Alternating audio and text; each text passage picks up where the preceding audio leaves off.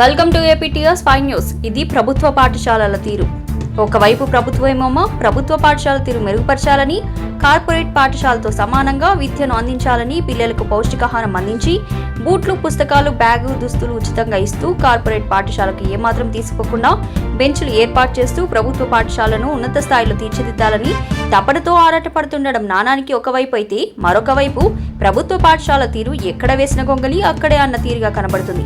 వివరాల్లోకి వెళ్తే కర్నూలు జిల్లా కోస్గి మండలం సాతూనూర్ కొట్టాల గ్రామంలో విద్యార్థులకు చదువు చెప్పే ఉపాధ్యాయులు లేక ఆట విడుపు కోసం విద్యార్థులు పాఠశాలకు వచ్చిపోతుంటారు. 1వ తరగతి నుంచి 5వ తరగతి వరకు గల ఎస్ కొట్టాల ప్రాథమిక పాఠశాలలో ఉపాధ్యాయుడు లేక విద్యకు చిన్నారులు దూరం అవుతున్న దుస్థితి కలిసివేస్తుంది. తమ పాఠశాలను వీడియో తీస్తే వచ్చే ఉపాధ్యాయుడు కూడా రాడేమో అని భయంతో, సార్ మా పాఠశాలను వీడియో తీయొద్దండి, మాకు చదువు చెప్పడానికి ఉపాధ్యాయులు లేరు, వీడియో తీస్తే వచ్చేసారి కూడా రాకుండా పోతే మా చదువు అధ్వానమైపోతుందని పిల్లలు దీనంగా వేడుకునే స్థితి చూస్తుంటే విద్య పట్ల చిన్నారులకు ఉన్న ఆసక్తి అధికారులకు నాయకులకు లేక ప్రభుత్వ పాఠశాలల పిల్లలు వెనుకబడిపోతున్నారని అర్థమవుతుంది. దీనిపై సంబంధిత ఎంఈఓను వివరణ కోరడానికి ప్రయత్నించగా ఫోన్ కాల్కు స్పందించకపోవడం గమనార్హం.